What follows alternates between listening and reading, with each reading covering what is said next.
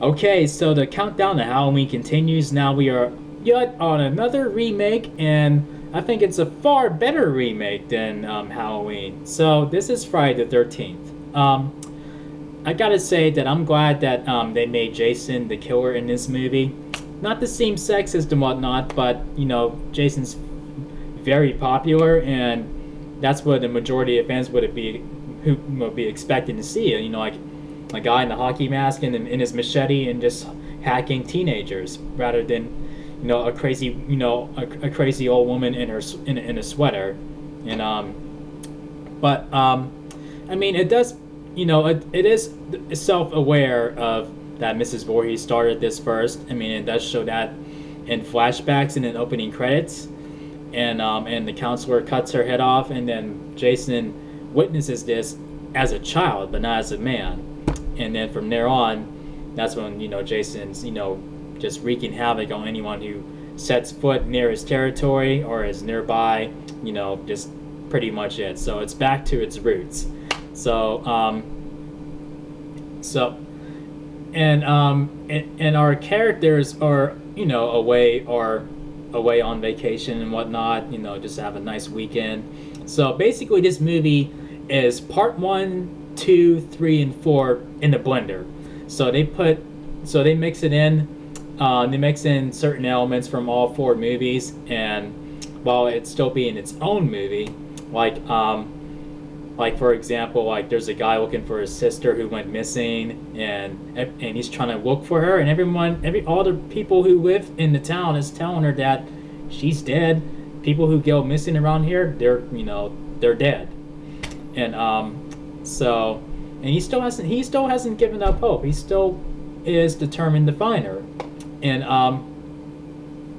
and then these poor motherfuckers end up in Jason's path, and shit hits the fan. But so okay, spoiler warning. Now the reason why the sister is still alive is because she bears a very strong resemblance to Jason's mother. So I guess she's Jason's mother's Mrs. Voorhees' doppelganger, I guess. So I guess that they kind of hinted at he would let her live, because we see a little a little locket or whatever with a picture of the younger Mrs. Voorhees, and then and then the sister, and then Whitney, the sister, her boyfriend's there. And he said, "Oh, she looks like you." He's like, "Yeah, she does." And then so that's a little hint there. But yeah, so we find out that he's been keeping her, just keeping her, I guess as a prisoner in a way. That's why he won't kill her, because I don't know, but adds a little twist there, rather than for someone just to throw on the sweater and be like, "Jason, I'm your mother. Do as I tell you." You know what I mean? But and they add a different element to like where Jason is a bit more intelligent, and he has he has the lights on and everything, and he has an underground layer where he can go from underground to one of the cabins, and it's pretty crazy. And then people hit tripwires, and then he knows that somebody's there, and then and it dangles, and he's like, "Oh, okay, he knows you're there." So but yeah, I mean, I think this movie pays full respect to what the Friday the 13th once was before it went downhill, and that's why I have a strong respect for it, and that's why I feel that it's like one of the best remakes, horror remakes ever made. Yeah, it is great. I mean, I would say this is one maybe you could watch without watching the originals, but I'd say, watch the first 4 and then watch this one.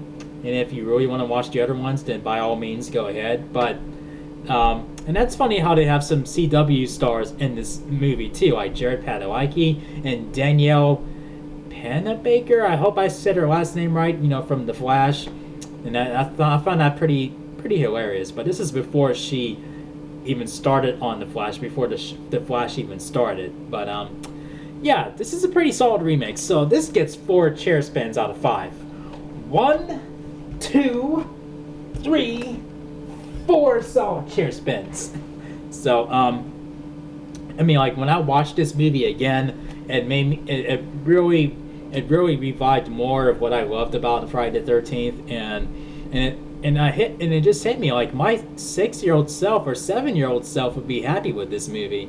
Like there's a first movie out there, and Jason is the killer, and that's how I always wanted it, in my childhood, and I kind of gotten past it in my adult life, but it still warms my heart that they actually went this route with for the remake, and while it's paying it's reference it kind of references the first 4 movies, but it's still its own movie.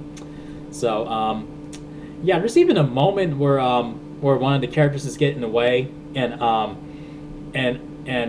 truck drives up, and you don't know if it's Jason or not. He slowly walks up to it. I'm like, no, if that's Jason, come on, I'm done. Don't let it be Jason. I mean, he doesn't drive.